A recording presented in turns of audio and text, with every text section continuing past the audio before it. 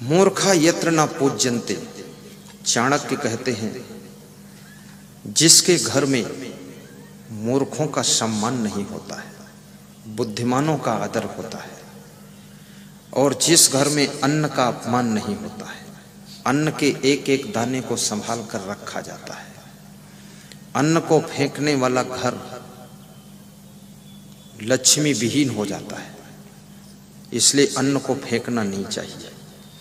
और बासी रोटी खाने से शुगर नहीं होती है, ये बहुत बड़ा रिसर्च अभी हुआ है। इसलिए कभी कभी बासी रोटी बच जाए तो सुबह खा लेना चाहिए, इससे शुगर कभी नहीं होगी। जब से सब लोग ताजी रोटी बहुत खा रहे हैं तब से शुगर ज़्यादा हो रही है। थोड़ा बासी भी खाया करो, इसमें महिलाओं को भी बहुत आराम रहेगी। एक बार बना के रख देंगी, तुमको बासी खिलाएंगी और शुगर मिटाएंगी। वास्तव में ये रिसर्च आया है इस पर। और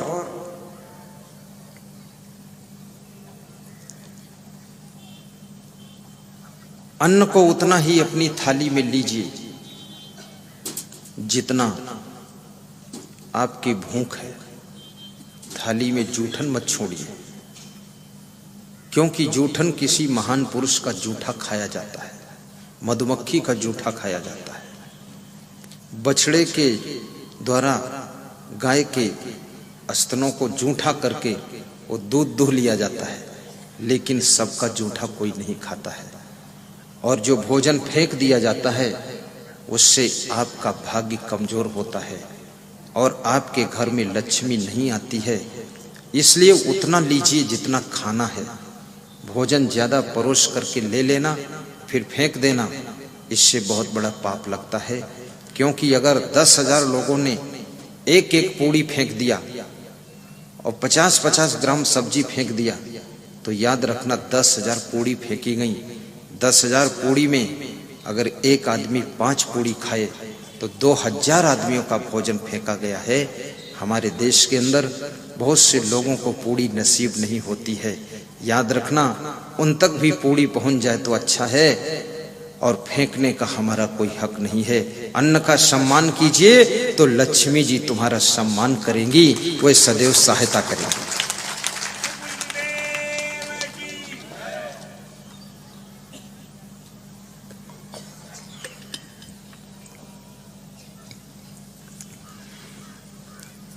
ये चाणक्य नीति में लिखा हुआ है।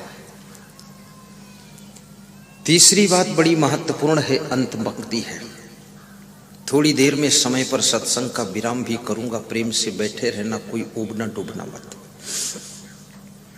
दाम्पत्य कलहो नास्ति, जिसके दंपति जीवन में कलह कलेश नहीं है उसके घर में लक्ष्मी आकर निवास करती है। अर्थात पति पत्नी में जहां झगड़ा नहीं होता है।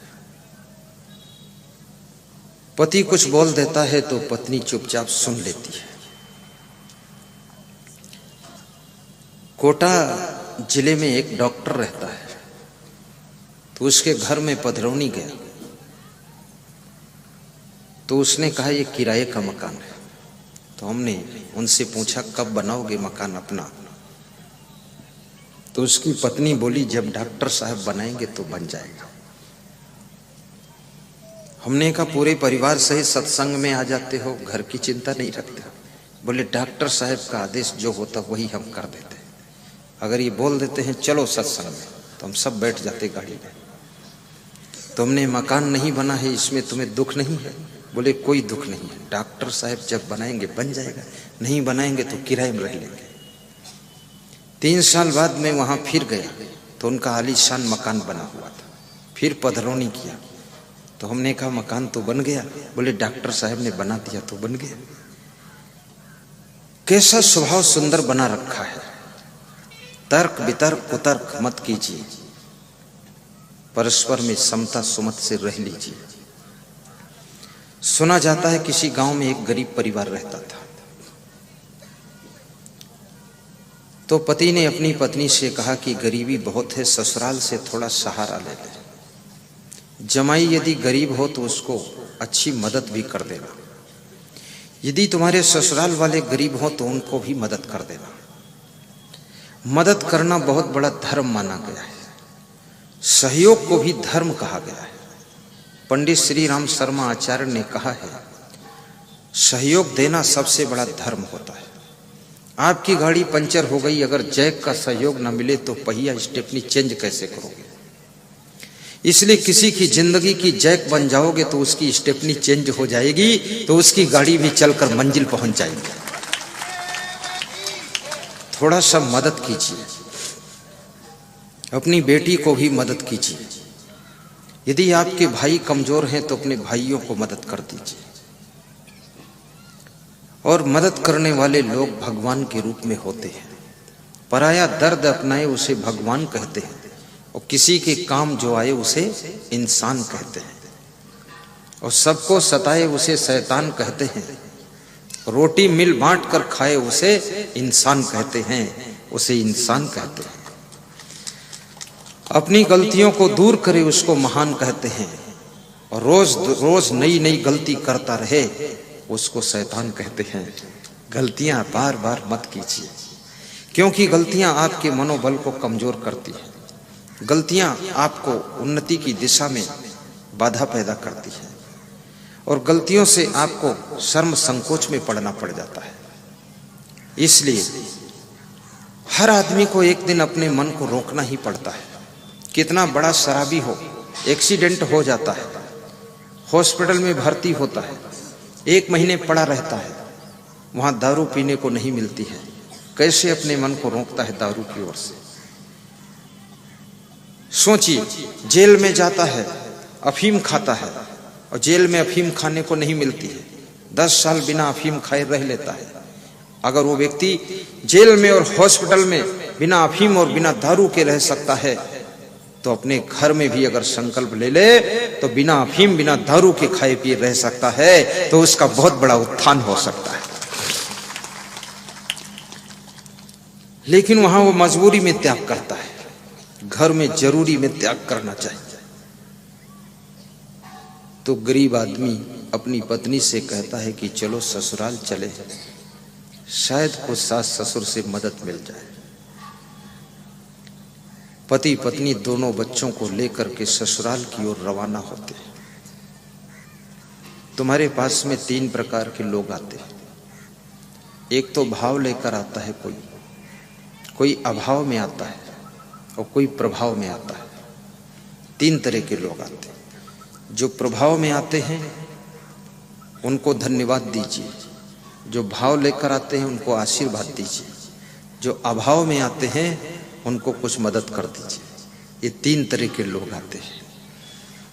प्रभावशाली लोग भी आपको मिलेंगे तो उनको धन्यवाद दे दो कि आप धन्य हैं।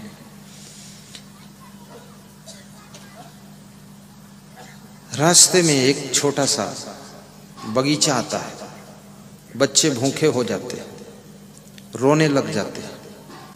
पीपल के पेड़ के नीचे पति पत्नी बैठ जाते हैं, बच्चों को आश्वासन देते हैं कुछ इंतजाम कर रहा हूं, खाने को कुछ नहीं है। चुपचाप पति उठता है और बगीचे की सूखी लकड़ियों को बटोर कर इकट्ठा करता है। पत्नी भी अपने आप चुपचाप उठती है, लकड़ियां बटोरने में मदद करती है। बच्चे सोचते हैं भूख मुझे लगी है, मैं भी मदद करूं, वही भी लकड़ियां बीन कर इकट्ठा करने में मदद करते हैं। लकड़ियां बीनना, गौएं चराना, ये कोई छोटा काम नहीं है। किसी कार्य को छोटा मत समझिए। भगवान कृष्ण ने गौएं भी चराए थे। ईसा मसीह ने लकड़ी के फर्नीचर बनाने का काम किया था। और भाइयों बहनों, छोटा काम ही आपको बड़ा बना देता है। झाड़ू लगाना भी कोई छोटा काम नहीं है, ये भी बहुत बड़ा काम है। और काम करने से शरीर थकता है, और थकने से शरीर को आराम मिलती है। जिसका शरीर थकेगा नहीं वो आराम करेगा तो आराम का सुख मिलेगा नहीं। थकने के बाद आराम का सुख मिलता है, मेहनत करने के बाद नींद का सुख मिलता है। इसलिए जो मीठी नींद का सुख चाहते हैं वे कठोर परिश्रम किया करें। जो कड़ी भूख का सुख चाहते हैं बहुत मेहनत किया करें। और दौड़ना सबसे बड़ा व्यायाम है, दूध संपूर्ण आहार है, और हंसना स्वास्थ्य की चाबी है, और दुखी बने रहना अपने को बीमार करने का उपाय है। अन्न का अपमान करना घर में गरीबी लाने का साधन है। घर की स्त्रियों को दुखी करना घर को बर्बाद करने का तरीका है। जिस घर की स्त्रियां हंसती मुस्कुराती रहती हैं, जिस घर के पुरुष हंसते हंसते घर में प्रवेश करते हैं, और जिस घर में सभी लोग आपस में मुस्कुरा कर बात करते हैं, उस घर में लक्ष्मी डेरा डाल कर रहती है। वहां कभी दुख और दरिद्र नहीं आता है।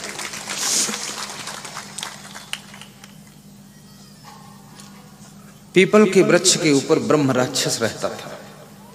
हमारे देवी देवता बहुत से वृक्षों पर रहते हैं। नीम के वृक्ष के ऊपर भगवती देवी और जिंद बाबा रहते हैं। पीपल के वृक्ष पर ब्रह्म बाबा रहते हैं। और हिंदू धर्म में जितने देवी देवता हैं, सौभाग्यशाली ये धर्म, 33 करोड़ देवता है। और हिंदुस्तान की आबादी कितनी है? 131 करोड़। एक एक नर नारी के ऊपर 4-4 देवी देवता ड्यूटी लगाकर खड़े हैं। फिर भी ये मनुष्य बड़ा खतरनाक प्राणी है, फिर भी ये दारू पी लेता है चुपके से।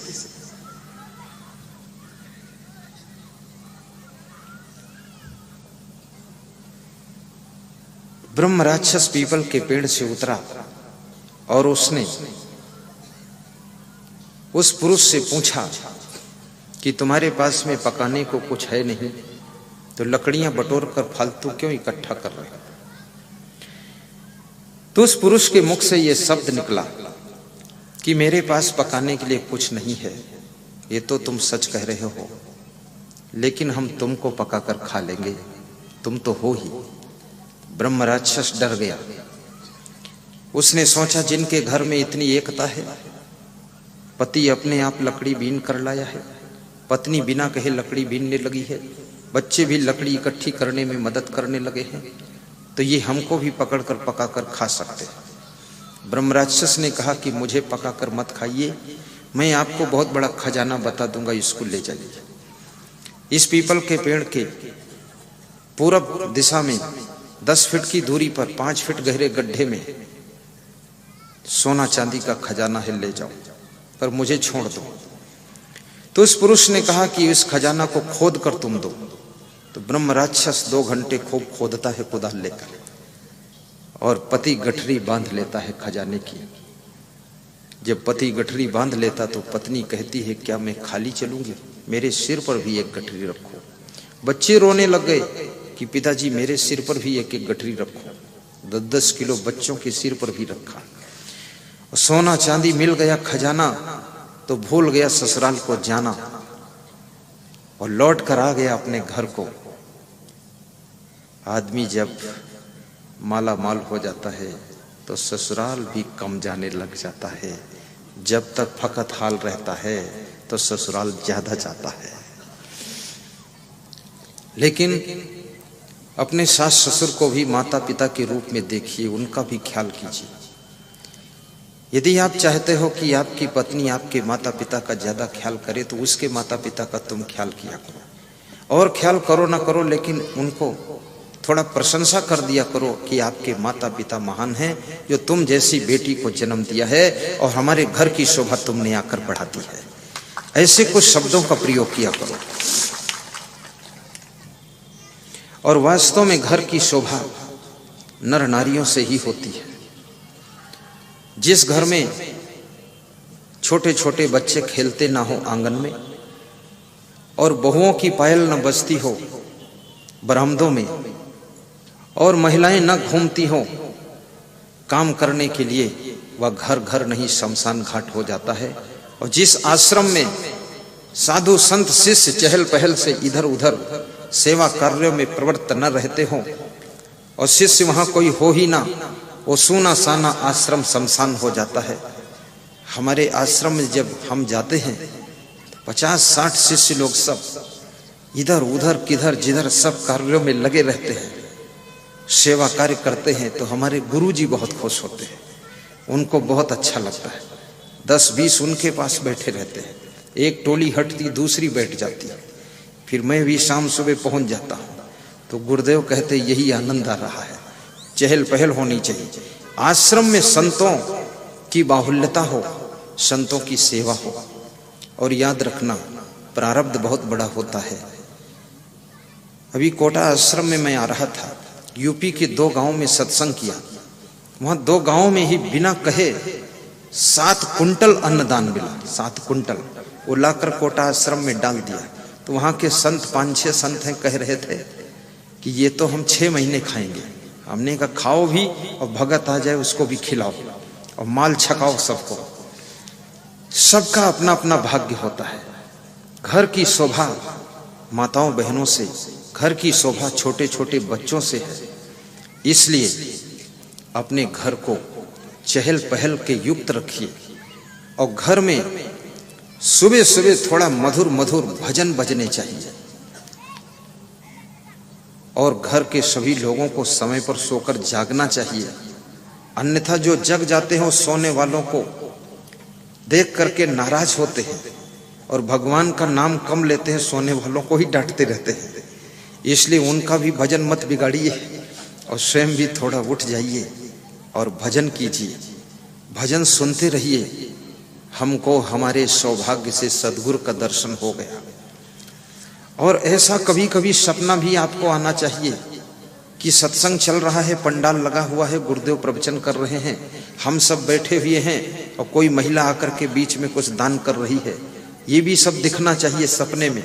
सपने में गुरु को देखूं, जागूं तो दर्शन पाऊं, जब तक सांसें चलती हैं क्या करूं? बोलो भजन। बाल कृष्ण जी कह रहे भजन बालचंद्र जी, जब तक सांसें चलती हैं गुरुवर की महिमा गाऊं और सपने में गुरु को देखूं, जागूं तो दर्शन पाऊं, जागूं तो दर्शन पाऊं। ऐसा भाव जगना चाहिए। जब वो गरीब व्यक्ति खजाना लेकर घर आ गया, बड़ी विलक्षण बात हुई। पड़ोसियों की हलचल हो गई। पड़ोसी ने आकर पूछा कि इतना खजाना एकदम कैसे मिला? मकान बनने लगा, गाड़ियां तुरंत आ गई, सवेरे सवेरे ही सब नई गाड़ी खरीद लिया। तो उसने सच सच बता दिया कि गरीबी थी, ससुराल जा रहा था, पीपल का वृक्ष मिला, वहां बैठ गए, ब्रह्म राक्षस मिला, उसको हमने कहा पका कर खा लूंगा, वो डर गया, खजाना दे दिया, हम मालामाल हो गए। तो पड़ोसी ने सोचा ये कला तो मैं भी कर सकता हूं। और किसी की नकल करना, याद रखना नकल में भी अकल चाहिए। अकल के बिना नकल करने से शकल भी बिगड़ जाती है। एक बड़ी मजे की बात है, एक सौदागर टोपी बेच रहा था। इस कहानी को रोककर एक दूसरी कहानी सुनाता हूं। टोपी बेच रहा था, थैले में टोपियां भरी थी। टोपी बेचते बेचते थक गया तो एक बगीचे में जा करके किसी पेड़ के नीचे विश्राम करने लगा। नींद आ गई। उस बगीचे में बंदर रहते थे। बंदर उतरे पेड़ों से, उसके थैले से टोपियां निकाल निकाल कर एक एक बंदर ने एक एक टोपी लगाकर पेड़ के ऊपर जाकर बैठ गए। जब सौदागर की नींद टूटी, देखा तो थैला खाली है, टोपियां हैं ही नहीं। तो सौदागर ने ऊपर नजर डाली तो सब बंदर टोपी लगाकर बैठे हैं, सब गांधी जी बन गए। सौदागर ने सोचा क्या करना चाहिए। तो उस टोपी के सौदागर ने एक टोपी अपने सिर पर लगा रखी थी। उसने अपने पूर्वजों से सुन रखा था कि बंदर नकलची होता है, तो अपने सिर की टोपी निकालकर फेंक दी नीचे जमीन में। तो सारे बंदरों ने अपनी अपनी टोपी उतारकर नीचे फेंक दी और सभी टोपियों को सौदागर ने इकट्ठा करके थैले में भर लिया और बंदरों से कहा राम राम, चल रहा हूं, और चला गया। बंदर सोच में पड़ गए कि ये तो गड़बड़ हो गई। अपनी टोपी फेंका, मैंने फेंक दिया, देखकर नकल किया तो टोपी सब ले गए। तो बंदरों ने अपने बच्चों को सिखाया, सबको सिखाया कि कभी सौदागर अगर टोपी फेंके तो तुम टोपी मत फेंकना। वो सौदागर मर गया, उसका लड़का भी टोपी बेचने का व्यापार शुरू किया। और वो सौदागर अपने बेटे को सिखा कर गया था, बंदर कभी टोपियां अगर चुरा कर लगा भी ले तो तुम अपनी टोपी फेंक देना, तो वो भी फेंक देंगे। उसने ये सिखा दिया था। बंदर नकलची होता है। ऐसे बेटे बहुत कम होते हैं कि बाप से अतिरिक्त कोई नया काम करते हो। ज्यादातर तो बाप वाली नकल में ही लग जाते हैं लोग। वो बेटा भी टोपी बेचने लगा और एक दिन उसी क्षेत्र में पहुंचा और उसी बगीचे में जाकर के थक गया तो पेड़ के नीचे आराम करने लगा।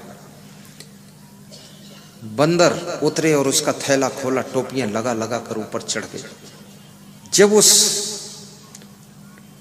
सौदागर के बेटे की नींद टूटी और आंख खुली और देखा तो टोपियां सब गायब है। देखा सब बंदर टोपी लगाकर बैठे तो उसको अपने बाप की बात याद आ गई कि बंदर नकलची होता है, टोपी फेंक दूंगा तो ये सब टोपी फेंकेंगे। तो एक बूढ़ा बंदर नीचे डाल पर बहुत उदास बैठा था, दुखी बैठा था, क्योंकि उसको टोपी मिली नहीं थी। जब सौदागर के बेटे ने अपनी टोपी उतार कर फेंकी तो नीचे बैठा हुआ बूढ़ा बंदर दौड़कर आया, उस टोपी को कूद कर उठाया और लगाकर ऊपर चढ़ गया। तो सौदागर के बेटे ने सोचा कि पिताजी ने कहा था टोपी फेंकने से बंदर भी टोपियां फेंक देते, नकलची होते हैं, लेकिन ये नकल में भी तो अकल होनी चाहिए। ये तो एक टोपी बची थी, वो भी टोपी बंदर ले गया, कोई टोपी वापस नहीं मिली। नकल करने में भी अकल की जरूरत पड़ती है। तो पड़ोसी ने नकल किया, अपनी पत्नी से कहा गरीबी है चलो ससुराल। तो पत्नी ने कहा गरीबी तो नहीं, अपने घर तो ठीक ठाक। बोले चुप, जो मैं कहूं वो बोल, है गरीबी कहीं? तो पत्नी ने कहा है, चलो ठीक है। उसके भी 2 बच्चे थे, दोनों बच्चों को लेकर चल दिया। बच्चों को सिखा दिया कि जब बगीचे में पहुंचेंगे तो भूख के लिए रोने लग जाना। बच्चे बनावटी रोने लगे, पापा भूख लगी। पीपल के पेड़ के नीचे बैठ गए। पुरुष ने अपनी पत्नी से कहा कि जाओ लकड़ी बीन लाओ। पत्नी ने बच्चों से कहा तुम लकड़ी बीन लाओ। बच्चों ने कहा पापा तुम बीन लाओ। कोई लकड़ी बीनने गए नहीं, एक दूसरे से कहते रहे। ब्रह्म राक्षस पीपल के पेड़ से उतरा और बोला कि तुम लकड़ी बीन कर इकट्ठा करके भी क्या करोगे, तुम्हारे पास पकाने को तो कुछ है नहीं। तो उस पुरुष ने कहा कि पकाने को नहीं है तो तुमको पका कर खा लेंगे। बोले हमको पका कर खाने वाले खजाना लेकर जा चुके हैं, तुम हमको पका कर नहीं खा सकते, हम तुमको कच्चा ही खा सकते हैं, क्योंकि तुम्हारे अंदर इतनी एकता नहीं, सुमत नहीं, प्रेम नहीं, आपस में एक दूसरे से लकड़ी बीनने के कह रहे हो। कोई लकड़ी अभी तक नहीं इकट्ठा कर पाए, तो जिसके घर में कोई परिश्रम करने वाला नहीं है वो हमको पका कर नहीं खा सकता है। ब्रह्म राक्षस बहुत बड़ा मुंह फाड़ करके खाने के लिए दौड़ा। वे सभी अपना अपना सामान झोला छोड़कर भागकर जान बचाकर घर को आए। पड़ोसी से कहा कि वो तो ब्रह्म राक्षस हमको ही खा जाता, तुमने झूठ बोला, हमको फंसा दिया चक्कर में। तो उस गरीब आदमी ने कहा कहीं ना कहीं कोई गलती हुई होगी, लकड़ी आपने इकट्ठा किया था कि नहीं? बोले हमने एक दूसरे से कहा लकड़ी कोई बीन कर नहीं लाया। बोले बस यहीं से बात बनती है, जिस घर में बिना कहे लोग काम करना शुरू कर देते हैं, अपने मन से मेहनत करना शुरू कर देते हैं, अपनी अपनी कलाओं का गुणों का प्रयोग करना शुरू कर देते हैं, उस घर में ही खजाना पैदा होता है, बाकी घरों में खजाना नहीं पैदा होता। ऐसी मेहनत करना चाहिए। परिश्रम सफलता की कुंजी है। आत्मा परमात्मा का रूप है, आत्मा अजर अमर अविनाशी भी है। सीधे बैठ जाइए। मूर्खा यत्र न पूज्यन्ते धान्यम यत्र सुसंचितम दाम्पत्य कलहो नास्ति श्री स्वयं आगता।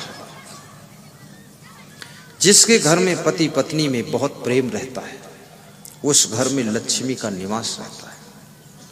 घर में गम खा लेना थोड़े दिन का ये संगम है, ये शरीर हमेशा नहीं रहेगा। बड़े सौभाग्य से ये परिवार मिला है, इसके साथ में प्रेम से जी लो। संसार में और लेना देना क्या है? जितनी जिंदगी है 100 साल 50 साल की, उसको हंसते हंसते जिंदगी को बिता लीजिए। नंदलाल घाटिया, नारायण घाटिया, उनकी स्मृति के उपलक्ष्य में घाटिया परिवार के द्वारा सुखद सत्संग समागम हो रहा है। आज राधे श्याम घाटिया जी को प्रमुख श्रोता बनाकर वहां बिठाया गया है। वे भी मुस्कुरा रहे हैं कि आनंद आ रही है। और वास्तव में जिस घर में बुजुर्गों का सम्मान होता है वह घर बहुत उन्नति की ओर जाता है, बहुत शांति वहां रहती है। आज सभा में बैठे हुए नर नारियों को देख करके मन में बड़ी प्रसन्नता हुई है कि इतनी भारी संख्या में लोग एकत्र हुए हैं। ये कलयुग नहीं, यहाँ पर सतयुग आ गया है। और आपके घरों में मंगल भवन बने, अमंगल दूर हो, आपकी वाणी मंगल वाणी हो और आपकी प्रसन्नता सदैव बनी रहे, आपका शरीर भी स्वस्थ रहे। और मन की शांति के लिए, मन की प्रसन्नता के लिए सत साहित्य सेंटर पर जाकर के प्रवचन की मेमोरी कार्ड, प्रवचन की पेन ड्राइव और प्रवचन की पुस्तकें, बरसे कंबल भीजे पानी जीने की राह, ये खरीद करके पढ़िए। इससे आपको शांति मिलेगी। जिनके घर में भूत प्रेत का प्रभाव ज्यादा दिख रहा है, वह लोग अपने घरों में महान संत पुरुषों के चित्र लगाकर दर्शन करें, भूत प्रेत का प्रभाव खत्म हो जाएगा। और जिनके घरों में लक्ष्मी कृपा नहीं कर रही है, वे सुबह शाम अपने घर में साउंड सिस्टम के द्वारा भजन की आवाज को झंकार सहित बजाएं और सुने, घर में धीरे बोलें और प्रसन्न चित्त रहें, उनके घर में लक्ष्मी की कृपा होगी। और जिनका स्वास्थ्य अच्छा नहीं रहता है, कोई न कोई बीमारी सदैव लगी ही रहती है, वे धूप का सेवन करें, सूर्य भगवान का दर्शन करें, अधिक से अधिक उनके शरीर में 2 घंटे कड़ी धूप लग जाए। धूप से विटामिन डी मिलता है, बुद्धि तेज होती है, धूप से आपकी हड्डी का स्ट्रक्चर मजबूत होता है। और हाथ पांव धोकर, मुंह धोकर के रात्रि में विश्राम करें। और भोजन के पश्चात, भोजन के पूर्व लघुशंका जरूर जाएं, इससे गैस ट्रबल की बीमारी नहीं होगी। घुटनों में यदि बहुत दर्द होता है तो घुटनों का थोड़ा व्यायाम करें। कमर में दर्द है, मयूर आसन करें, कमर का दर्द खत्म होगा। और ठंडी से अपने को बचाएं। और निवेदन करूंगा, भोजन कम करें, पानी ज्यादा पिएं, हंसमुख बदन बनाए रखें, किसी बात को मन में गांठ बनाकर ना रहें, किसी से नाराज ना रहें। कोई बात भी हो जाए 10 मिनट बाद अपने को नॉर्मल कर लें। बाल अवस्था का सदुपयोग कीजिए, जवानी में उन्नति की ओर सोचिए। यहाँ च्यवन आयुर्वेद सेंटर की दुकान आई है, वहां पर ऐसी ऐसी रामबाण औषधियां हैं जो आपकी जड़ से बीमारियों को निपटाएंगे।